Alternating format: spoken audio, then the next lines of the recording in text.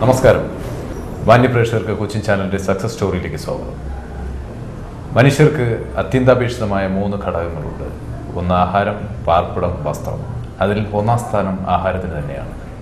ആഹാരവുമായി ബന്ധപ്പെട്ട് ബിസിനസ് നടത്തുന്ന ഹോട്ടൽ ശൃംഖല നടത്തുന്ന ഒരു ചെറുപ്പക്കാരനെ ഞാനിന്ന് പരിചയപ്പെടുത്താം. അദ്ദേഹത്തിൻ്റെ ബിസിനസ്സിലെ പുതിയ സംവിധാനങ്ങളും പുതിയ ആഹാരക്രമങ്ങളെയും പറ്റി നിങ്ങളോട് അദ്ദേഹം പ്രതിപാദിക്കുന്നതാണ്. അദ്ദേഹത്തിൻ്റെ പേരാണ് സുബിൻ മഷൂദ്. അദ്ദേഹം നടത്തുന്ന കഫേ ഡി അറേബ്യ എന്ന ഹോട്ടലിനെ പറ്റി നമുക്ക് ഇവർക്ക് മനസ്സിലാക്കാം. അദ്ദേഹത്തിനെ ഹാർദവമായി ഞാൻ സ്വാഗതം ചെയ്യുകയാണ്. നമസ്കാരം. നമസ്കാരം. ഈ ഒരു ഹോട്ടൽ ഫീൽഡിലേക്ക് താങ്കൾ കടന്നു വന്നത് ഏത് സാഹചര്യത്തിലാണ്? ആരുടെയെങ്കിലും പ്രചോദനം ഉണ്ടായിരുന്നു? ഇതൊക്കെ പറയുന്നതിന് മുമ്പ് ആദ്യം എൻ്റെ ഒരു ചെറിയൊരു ബാക്ക്ഗ്രൗണ്ട് ഞാൻ പറഞ്ഞറിയിക്കാം. ഞാൻ പഠിച്ചതൊക്കെ പുറത്താണ്, ഷാർജയിലായിരുന്നു. +2 വരെ അവിടെയാണ് പഠിച്ചത്. എൻ്റെ ഫാദറിന് ഡാഡി PM മഷൂറിന് അവിടെ ബിസിനസ് ആയിരുന്നു. ഇപ്പോഴും ആ ബിസിനസ് തുടർന്നുമാണ്. എൻ്റെ 8ാം ക്ലാസ്സിലാണ് എൻ്റെ ഫാദർ മരണപ്പെട്ടത്. അപ്പം ആ സമയം തൊട്ട് ഷാർജ തന്നെയായിരുന്നു. ആ സമയത്ത് പിന്നെ എന്നെ നോക്കിയത് എൻ്റെ അങ്കിളും എൻ്റെ മദറിൻ്റെ ബ്രദേഴ്സും അതുപോലെ ഫാദറിൻ്റെ സൈഡിലുള്ള കസിൻസും അവരെ കൂടിയാണ്. എൻ്റെ ഒരു ബ്രദറിനെയും എൻ്റെ 3 ബ്രദേഴ്സാണ്. ഒരു ചേട്ടനുമുണ്ട്, ഒരു അനിയനുമുണ്ട്. എല്ലാവരും അവിടെ തന്നെ സെറ്റിൽഡാണ്. ബേസിക്കലി തലശ്ശേരിയിലാണ് എൻ്റെ സ്ഥലം. പ്രോപ്പർ പ്രമുഖ മാളിയേക്കൽ തറവാട് ആണ് എൻ്റെ ഫാദർ. ഉമ്മ നടുവത്തുളപ്പ് തറവാടാണ്. ഒരു അറിയപ്പെടുന്ന തറവാട് തന്നെയാണ്. അതിൻ്റെ റിലേഷൻ ഇവിടെ പെരുമ്പാവൂർ വരെ എത്തുന്നൊരു ഇതാണ്. അപ്പോൾ ആ സമയം ആ ഒരു ചെറിയ പ്രായം തൊട്ട് തന്നെ എൻ്റെ ഡാഡി എപ്പോഴും എന്നെ ഓഫീസിലിരുത്തും. ചെറുപ്പം തൊട്ട് തന്നെ ഒരു റിസപ്ഷനിസ്റ്റ്, ഒരു സെക്രട്ടറി തന്നെ പറയാം. ടൈപ്പ് ചെയ്യിപ്പിക്കും, പല കാര്യങ്ങളും ചെറുപ്രായം തൊട്ട് ചെയ്യിപ്പിക്കും. ഉമ്മ വീടൊക്കെ വൃത്തിയാക്കിപ്പിക്കും. ആ ഒരു രീതിയിലാണ് വളർത്തിയത്. പിന്നെ ജീവിതത്തിൽ ആദ്യമായിട്ട് കേരളത്തിൽ ഒരു വന്ന് നിൽക്കേണ്ട ഒരു സാഹചര്യം വരുന്നത് എൻ്റെ +2 കഴിഞ്ഞ് എൻജിനീയറിംഗ് പഠിക്കാനാണ്. ഞാൻ പഠിച്ചത് ഇവിടെ ക്യുസാറ്റിലാണ്, സ്കൂൾ ഓഫ് എഞ്ചിനീയറിംഗ് ക്യാമ്പസിലാണ് പഠിച്ചത്. അപ്പം ആ സമയം തൊട്ട് അപ്പോഴൊക്കെ ഉമ്മൊക്കെ പറയുമ്പോൾ എഞ്ചിനീയറാണ്, പഠിച്ച് വലിയ എഞ്ചിനീയറാണെന്നൊക്കെ ആ സമയത്ത് പറഞ്ഞിട്ടുണ്ട്. അപ്പോൾ അതിൻ്റെ ഒരു ഇതിൽ ഇങ്ങനെയല്ല എഞ്ചിനീയർ ആവണം എപ്പോഴും തോന്നിയിട്ടുണ്ട്. പക്ഷേ ഒരു വർഷം എഞ്ചിനീയറിങ്ങിൻ്റെ ഒരു ഇത് കഴിഞ്ഞ പാട് തന്നെ എൻ്റെ ഒരു മൊത്തത്തിൽ എൻ്റെ ഒരു മൈൻഡ് കുറച്ചും കൂടി ബിസിനസ് മൈൻഡ് കുറച്ചും കൂടി മെച്ചുവേർഡ് ആയിട്ട് ഞാൻ തിങ്ക് ചെയ്യാൻ തുടങ്ങി. അതാണ് തോന്നുന്നു ആ ഒരു ടേണിംഗ് പോയിന്റ്. എനിക്ക് സ്വന്തമായിട്ട് എന്തെങ്കിലും ചെയ്യണം, സ്വന്തമായിട്ട് എന്തെങ്കിലും എൻ്റെ രീതിയിൽ ആരുടെ ഒരു സഹായം ഇല്ലാതെ എന്തെങ്കിലും ഒന്ന് ചെയ്യണം. ബിസിനസ് തന്നെയാണ്. പക്ഷേ ആ സമയത്ത് ഒരു ഫ്ലെക്സിബിൾ ആയിരുന്നു മൈൻഡ്. എന്ത് ചെയ്യണമെന്ന് ആ സമയത്തൊന്നും ഇതായിട്ടില്ല. ഹോട്ടലാവാം, എന്തും ആവാം. ആ നേരത്തെ എന്തെങ്കിലും ഇങ്ങനെ വീട്ടിലൊക്കെ ഇക്കയെ വിളിച്ചു പറയും, കുറച്ച് കാശ് ഇട്ടാൽ ഞാൻ ഇവിടെ എന്തെങ്കിലും ചെയ്യട്ടെ. ഉമ്മയെ വിളിച്ചു പറയും. ഉമ്മ പറയും എനിക്ക് വേറെ പണിയില്ലേ, മര്യാദയ്ക്ക് പഠിച്ചുകൊണ്ടിരിക്കുന്ന സമയം ബിടെക് മെക്കാനിക്കൽ എഞ്ചിനീയറിംഗ്. അതെ, ആ സമയത്താണ് ഞാൻ ആദ്യമായിട്ട് എന്താ പറയുക, ആ സമയത്ത് ഞങ്ങൾ സംസാരിക്കുമ്പോൾ പോലും എൻ്റെ കോളേജിൽ നിന്ന് പല വിദ്യാർത്ഥികളും എല്ലാവരും കളിയാക്കാറുണ്ട്. മലയാളം പോലും ഇത്രയും നന്നായിട്ട് പറയാറില്ല.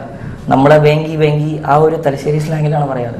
അപ്പം ആ സമയത്ത് ഇവിടുന്ന് തന്നെ പലതും പഠിച്ചു. ജീവിതം ഓരോ ദിവസവും ഓരോ നേരം ഒരു 3 വർഷം കൊണ്ട് പെട്ടെന്ന് എറണാകുളത്ത് തന്നെ സ്റ്റാർട്ട് ചെയ്യാനുണ്ടായ ഒരു മനസ്സെന്ന് വെച്ചാൽ എനിക്ക് സ്വന്തം നാടാണ് തലശ്ശേരിയിൽ എന്തുകൊണ്ട് തുടങ്ങിക്കൂടാ? അല്ല, അങ്ങനെയല്ല. ഇതിപ്പം ഞാൻ വന്നിറങ്ങിയത് എറണാകുളത്താണ്, ഇവിടെയാണ്. അപ്പോൾ ബിക്കോസ് ഞാൻ കുറച്ച് പുറത്ത് പഠിച്ചുകൊണ്ടും ആ ഒരു സ്റ്റൈൽ എന്തായാലും തലശ്ശേരിയിലില്ല. ബിക്കോസ് കുറച്ചും കൂടി ഒരു ഡെവലപ്പിംഗ് ഡിസ്ട്രിക്റ്റാണ് എറണാകുളം. അതായിരുന്നു മൈൻഡ്. കുറച്ചും കൂടിയും എന്താ പറയുക, നമ്മളെ ഭാഷയിൽ പറഞ്ഞാൽ പിള്ളേർ എന്നൊക്കെ പറയുന്നില്ലേ, യൂത്ത് മോൾസ്, അതൊക്കെ ഈ എറണാകുളത്താണ് കുറച്ചും കൂടിയും ഡെവലപ്പിംഗ് ആയിട്ടുള്ളൂ. അപ്പോൾ ആ സമയത്തൊക്കെ റിയൽ എസ്റ്റേറ്റിന് ഭയങ്കര ക്രേസ് ആയിരുന്നു വന്നപാട്. 3.5 സെന്റ് എന്ന് വെച്ചാൽ എത്രയോ ഒരു അളവ് എനിക്കറിയത്തില്ലായിരുന്നു ആ സമയത്ത്. ചുമ്മാ 3.5 സെന്റ് സ്ഥലമുണ്ട്, എങ്ങനെയെങ്കിലും വിൽക്കണം, ഇങ്ങനെ ആൾക്കാരോട് ഇങ്ങനെ പറഞ്ഞെടുക്കും. അങ്ങനെയൊക്കെയായിരുന്നു ഒരു മൈൻഡ്, ബിസിനസ് മൈൻഡ്. അങ്ങനെയൊക്കെ ഒരു ഇതായിരുന്നു. പിന്നെ ഒരു ദിവസം ഈ പലവിടെയും ഇങ്ങനെ ഫുഡിൻ്റെ ഭയങ്കര ക്രേസാണ്. എന്താ തലശ്ശേരിക്കാരങ്ങനെയാണല്ലോ, ഫുഡിൻ്റെ ഭയങ്കര ക്രേസ് ആയിരിക്കും. അപ്പോൾ എല്ലാവർക്കും ഫുഡ് കഴിച്ച് അപ്പോൾ അറബിക് ഫുഡൊക്കെ കഴിക്കുമ്പോൾ ഞങ്ങളുടെ അറബിക് ഫീൽ കിട്ടാറില്ല. ബിക്കോസ് ഒരു 60 to 70% നമുക്ക് ചെയ്യാം, സാധനങ്ങളൊക്കെ ഇവിടെ ഉണ്ട്, എങ്ങനെയെങ്കിലും ചെയ്യാം. പക്ഷെ ആ ഒരു ഫീൽ ഇവിടെ കിട്ടാത്തൊരു സാഹചര്യമായിരുന്നു ഇവിടെ. അപ്പോൾ ആ സമയത്ത് ഞാനൊന്ന് ആലോചിച്ചു, എൻ്റെ കസിൻസിനൊക്കെ വിളിച്ചു. പിന്നെ ഞാൻ പറഞ്ഞ പോലെ തന്നെ ബിസിനസ്സിൽ കോൺഫിഡൻസ് ഉണ്ട്. ബിക്കോസ് എൻ്റെ ഡാഡി ചെയ്ത് ഞാൻ കണ്ടിട്ടുണ്ട്. ഞങ്ങളെ അതേപോലെ തന്നെ എല്ലാ കാര്യങ്ങളും റൈറ്റ് ഫ്രം ദ ബിഗിനിങ്. ബിസിനസ്സിലേക്ക് കടന്നു വരാനുണ്ടായ സാഹചര്യം എന്ന് പറഞ്ഞാൽ ഈ എറണാകുളത്ത് പഠിക്കാൻ വന്നതാണ് ഏറ്റവും. അതെ, പഠിക്കാൻ വന്ന ഏറ്റവും കൂടുതൽ സാഹചര്യം. പിന്നെ എൻ്റെ ഒരു ഈ പഠിക്കുന്ന കാലത്ത് സഹപാഠികളെല്ലാം ബിസിനസ്സുകാരൊക്കെ ആയിരുന്നു? അല്ലല്ല, പലവരും ഉണ്ടായിരുന്നു. ബിക്കോസ് എൻ്റെ കൂടെ പഠിച്ചു വന്ന ആൾക്കാർ എൻ്റെ കൂടെ താമസിച്ചിട്ടുണ്ടായിരുന്നു ആ സമയം തൊട്ട്. എൻ്റെ കൂടെ ഷാർജ എൻ്റെ സ്കൂളിൽ പഠിച്ച് എൻ്റെ ഫ്രണ്ട്സ് അവരുണ്ടായിരുന്നു എൻ്റെ ഒപ്പം. അതുപോലെ കോളേജിൽ നിന്ന് കുറേ എല്ലാം അതൊരു വേറെ ലൈഫാണ് ആ കോളേജിനകത്ത്. ഒരു ബിസിനസ് കഫേ ഡി അറേബ്യ എന്ന പേര് ഇടാൻ എന്താണ് കാരണം? അല്ല, ഈസി. ഞാൻ എൻ്റെ കസിൻസിനോട് ഇത് പറഞ്ഞപ്പം അവർ പറഞ്ഞു ഫസ്റ്റ് ടൈം അല്ലേ, ജീവിതത്തിൽ നമുക്ക് ആർക്കും ഇങ്ങനത്തെ ഒരു എക്സ്പീരിയൻസ് ഇല്ല ഹോട്ടൽ ഫീൽഡിൽ, നിനക്ക് ഉറപ്പാണോ ഈ റിസ്ക് എടുക്കാൻ? ഞാൻ റിസ്ക് എടുക്കാൻ തയ്യാറാണ്, എല്ലാ കോൺഫിഡൻസും കൂടെ പറഞ്ഞതിന് ശേഷം ഞാൻ എൻ്റെ ഫ്രണ്ട്സ്, എൻ്റെ ഒരു സർക്കിൾ ഫ്രണ്ട്സ് ഉണ്ട്, ഒരു 207 ഗ്യാങ് എന്ന് പറഞ്ഞൊരു ഫ്രണ്ട്സ് ഉണ്ട്. ഞങ്ങൾ താമസിച്ച വീടിൻ്റെ നമ്പർ 207 ആയിരുന്നു. അപ്പോൾ ഇവർക്ക് ഞാൻ ഒരു ദിവസം മെസ്സേജ് അയച്ചു, ഞാൻ ഇങ്ങനെ ഒരു പ്ലാൻ ഇട്ടിട്ടുണ്ട്, എനിക്കൊരു നല്ല പേര് നിങ്ങൾ മെസ്സേജ് അയച്ചാൽ നല്ല പേര് ഇടുന്നവർക്ക് ഞാൻ കോംപ്ലിമെൻ്ററി ഫുഡ് അന്നത്തെ സ്റ്റാർട്ടിങ് ദിവസം നിങ്ങൾക്ക് ഉണ്ടായിരിക്കും എന്ന് പറഞ്ഞപ്പോൾ ഒരു 10-100 പേര് അയച്ചു. അതിൽ നിന്ന് എൻ്റെ ഒരു ഫ്രണ്ട് സുത്തിൻ എന്ന് പറഞ്ഞാൽ അവൻ അയച്ച പേരിലായിരുന്നു ഒന്ന് കഫേ ദി അറേബ്യ അവൻ അയച്ചെന്ന്. അപ്പോൾ എനിക്കും ഇഷ്ടപ്പെട്ടു. ബിക്കോസ് കുറച്ചും കൂടെ different. Because cafe de Arabia എന്ന് പറഞ്ഞാൽ cafe de apostrophe not about the name only. ആ ഒരു ഫ്രഞ്ച് സ്റ്റൈലും അതേപോലെ കുറച്ച് സ്റ്റാൻഡേർഡ് ആയ ഒരു പേരാണ്. ബിക്കോസ് എല്ലാവരുടെയും അറേബ്യ അറേബ്യ അറേബ്യ എന്നാണ് പേര് ഇട്ടുകൊണ്ടിരിക്കുന്നത്. അപ്പം ആ ഒരു കൾച്ചറിൽ തന്നെ നല്ലൊരു സ്റ്റാൻഡേർഡ് പേര് ആ ഒരു തോന്നി അതെടുത്തിട്ടു. ഇനി നമുക്ക് ബിസിനസ് കാര്യങ്ങളിലേക്ക് പോകട്ടെ. ഈ അറേബ്യൻ ഫുഡ് ആണെന്ന് പറഞ്ഞു ഇവിടെ മെയിനായിട്ട് കോൺസെൻട്രേറ്റ് ചെയ്യുന്നത്. ഈ അറേബ്യൻ ഫുഡ് ഏതൊക്കെ ഐറ്റംസ് ആണ്? നോർമലി എല്ലാവരുടെയും കൊടുക്കുന്ന പോലെ തന്നെ നമുക്ക് ഷവർമ ഉണ്ട്. അത് തന്നെ മൂന്ന് തരം. ബിക്കോസ് മെക്സിക്കൻ ഉണ്ട്, ലെബനീസ് ഉണ്ട്, നോർമൽ ഷവർമ. എന്താണ് ഡിഫറൻസ് മെക്സിക്കൻ ഷവർമയും ലെബനീസ് ഷവർമ? മെക്സിക്കൻ കുറച്ചും കൂടി സ്പൈസി ആയിരിക്കും ശരിക്കും പറഞ്ഞാൽ. ഞങ്ങൾ തന്നെ മിക്സ് ചെയ്ത് ഉണ്ടാക്കുന്ന ഒരു സോസ് ഉണ്ടാവും. അത് നാച്ചുറലി ആ ഒരു നാച്ചുറൽ സോസ് തന്നെയാണ്. വിത്ത് ടൊമാറ്റോ, റെഡ് ചില്ലീസ് ഒക്കെ മിക്സ് ചെയ്തിട്ട് ഞങ്ങൾ ഉണ്ടാക്കുന്ന ഒരു സോസ് ഉണ്ടാവും. വേറെ ഐറ്റംസ് എന്തൊക്കെയാണ്? ഷവായി ഗ്രില്ലുണ്ട്. പിന്നെ ലെബനീസ് ഷവർമ കൂടുതലും NRIസിനോട് പറഞ്ഞാൽ ഞങ്ങളുടെ ദാക്കൂസ് എന്ന് പറഞ്ഞ സോസാണ് ഉപയോഗിക്കുന്നത്. അത് ഞാൻ കൊണ്ടുവരുന്ന എൻ്റെ സാധനം ഇവിടെ ഒന്നും കിട്ടാനില്ല. എന്നെ വളരെ അറേബ്യയിൽ വരുത്തുന്നതാണോ? അറിയുമെന്ന് വെച്ചാൽ എന്നെ വളരെയധികം ഹെൽപ്പ് ചെയ്യുന്നത് എൻ്റെ ഒരു കസിൻ ഉണ്ട് ബാംഗ്ലൂരിൽ. എൻ്റെ സിസ്റ്റർ, എൻ്റെ ബ്രദർ ഇൻ ലോ ആണ്. ഇവിടെ ഒരു ഷോപ്പുണ്ട് MK റീറ്റെയിൽ എന്ന് പറഞ്ഞാൽ. മിസ്റ്റർ നിയാസ് എന്ന ആൾ, പുള്ളിയാണ് എനിക്ക് ഈ സോസ് അവിടെ നിന്ന് അയച്ചിരുന്നത്. ഫിഷ് അൽഫാം ഉണ്ട്. അത് ഫിഷ് അൽഫാം എന്ന് വെച്ചാൽ ഓരോ തരത്തില് നെയ്മീൻ, ചെമ്പല്ലി. പ്രിപ്പറേഷൻസ് എങ്ങനെയാണ് ഏകദേശം? അത് ഞങ്ങളുടെ ഒരു ടിപ്പിക്കൽ അറബിക് മസാല, അതിൻ്റെ മുകളിൽ സാധാരണ കോഴിയൊക്കെ മസാല ഇട്ട് വെച്ച് ഞങ്ങൾ ചുട്ട് കൊടുക്കും. ഇവിടെ ഈ എറണാകുളത്ത് അല്ലെങ്കിൽ നമ്മുടെ ഈ കേരളീയർക്ക് അല്ലെങ്കിൽ മലയാളികൾക്ക് ഏറ്റവും ഇഷ്ടപ്പെടുന്ന ഐറ്റം ഏതാണ്? കസ്റ്റമർ ഫീഡ്ബാക്ക് വഴി ഇവിടെ ഫീഡ്ബാക്കിൽ കൂടുതൽ ഒരു സ്നാക്ക് എന്ന തരത്തിൽ പോണത് ഷവർമയാണ്. ഒരു ഹെവി ആയിട്ട് കഴിക്കുന്ന ഇവിടെ രാത്രി ആൾക്കാരെ കൂടുതലും അൽഫാമാണ്, chicken, barbecue chicken.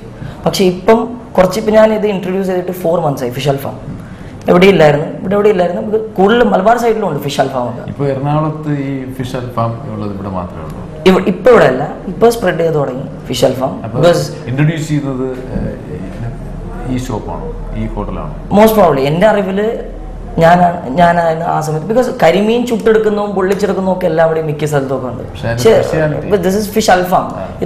Typical Arabic സ്റ്റൈലിൽ ബാർബിക്യൂ ചെയ്ത് കൊടുക്കുന്ന ഒരു ഇതാണ്. കഫേ ഡി അറേബ്യയുടെ സ്പെഷ്യാലിറ്റി എന്ന് പറയുന്നത് പ്രൊജക്റ്റ് ചെയ്ത് നിൽക്കുന്നത് ഫിഷ് അൽഫാമാണോ? അതാണോ? ഒരിക്കലും അല്ല. ഫിഷ് അൽഫാം ഞാനിപ്പോൾ ഒരു 3-4 മാസമായിട്ടുള്ളൂ ഇൻട്രൊഡ്യൂസ് ചെയ്തിട്ട്. ഞാൻ ഇവിടെ ശരിക്കും 2010 ഡിസംബർ 1-ാം തീയതി ഞാൻ കട തുറന്നു. അന്ന് എൻ്റെ അടുത്ത് 3 ഐറ്റം ആയിരുന്നു. Grill chicken, 5 item. Grill chicken ഉണ്ട്, ഷവർമ ഉണ്ട്, അൽഫാമുണ്ട്, ടിക്ക, കബാബ്. ഈ ടിക്ക എന്ന് പറയുന്നത് ഷീഷ് താവൂക്കാണ്. കൂടുതൽ അറബ് ഗൾഫ് ആർക്ക് പെട്ടെന്ന് ഷീഷ് താവൂക്ക് എന്ന് പറഞ്ഞാൽ അവർക്ക് അതാണ് പെട്ടെന്ന് വിടുന്നത്. പക്ഷേ ഇവിടുത്തെ ആൾക്ക് ടിക്ക എന്ന് പറഞ്ഞു. ബിക്കോസ് ലൈറ്റ് മസാല, റെഡ് മസാലയാണ് ഈ ഷീഷ് താവൂക്കിനുണ്ടാകുന്നത്. കബാബ് ഐറ്റംസ് ഏതൊക്കെയുണ്ട്? കബാബ് എനിക്കിപ്പോൾ ചിക്കൻ കബാബ് മാത്രമേ ഉള്ളൂ. അത് ബോൺലെസ് പീസ്, കുറച്ചും കൂടി നോർത്ത് ഇന്ത്യൻ സ്പൈസ് സ്റ്റൈലിലാണ് ഞാൻ കൊടുക്കുന്നത്. ഫലാഫിൽ എന്ന് പറയുന്ന ഗൾഫ് കൺട്രീസിൽ കടിയായിട്ട് ചായയും ഫലാഫിൽ ഇല്ലെങ്കിൽ അറബികൾക്ക് അവിടെ നടക്കില്ല. അതൊരു പാസ്ലി ലീവ്സ്, ചിക്ക് പീസ്, മല്ലിയില ഇതൊക്കെ വെച്ച് ഉണ്ടാക്കുന്ന ഒരു കടിയാണ്. ഈ സ്പെഷ്യാലിറ്റി എറണാകുളത്ത് ഇവിടെ മാത്രമേ ഉള്ളൂ? ഇവിടെ മാത്രമേ ഉള്ളൂ. ഇപ്പോൾ ഇല്ല, എന്നെ ശേഷം കുറേ ആൾക്കാർ തുടങ്ങിയിട്ടുണ്ട്, ഫോളോ ചെയ്തിട്ടുണ്ട്. ബട്ട് യാ ക്വാളിറ്റി എവറിഥിങ്, ആ quality I am not guarantee because I am trying my 100%. എൻ്റെ 100% എഫേർട്ട് എനിക്ക് കിട്ടാവുന്ന സാധനങ്ങളൊക്കെ വെച്ച് ഞാൻ മാക്സിമം ട്രൈ ചെയ്യും. ഇപ്പോൾ വരുന്ന കസ്റ്റമേഴ്സ് കൂടുതൽ ഈവനിങ് ടൈമിലാണോ? ഞാൻ 6 to 12 മാത്രമേ ഓപ്പൺ ചെയ്യുള്ളൂ. ഓപ്പൺ ചെയ്യുന്നത് ഈവനിങ് 6 to night 12 വരെ. അപ്പോൾ 12 o'clock വരെയും ഫുൾ റഷാണ്? പറയാൻ പറ്റില്ല, അത് ഡിപ്പെൻഡ് ചെയ്യും. ബിക്കോസ് ഫ്രൈഡേ സാറ്റർഡേ സൺഡേ വേറെ തിരക്കായിരിക്കും. Monday Tuesday Wednesday Thursday Friday ഈ തിരക്ക് വന്ന് പോകും. ഫാമിലി കൂടുതലും ഫ്രൈഡേ സാറ്റർഡേ സൺഡേ. അവർക്ക് ഇരിക്കാനുള്ള സെറ്റപ്പ് എല്ലാം അറേഞ്ച് ചെയ്തിട്ടുണ്ടല്ലോ ഫാമിലി? അത് ഉണ്ട്, പക്ഷെ കൂടുതൽ ഞാൻ പ്രിഫർ ചെയ്യുന്ന ആൾക്കാർ പുറത്തിരുന്ന് കഴിക്കാനാണ്. ആ ഒരു അറബിക് സ്റ്റൈലിൽ തന്നെ അവിടുത്തെ ആൾക്കാർ പുറത്തിരുന്ന് സുലൈമാനിയും കുടിച്ച് ആ ഒരു വർത്താനം പറഞ്ഞ് ആ ഒരു കാറ്റൊക്കെ കൊണ്ട് ആ ഒരു സ്റ്റൈലിലാണ് ഞാൻ കൂടുതൽ പ്രിഫർ ചെയ്യുന്നത്.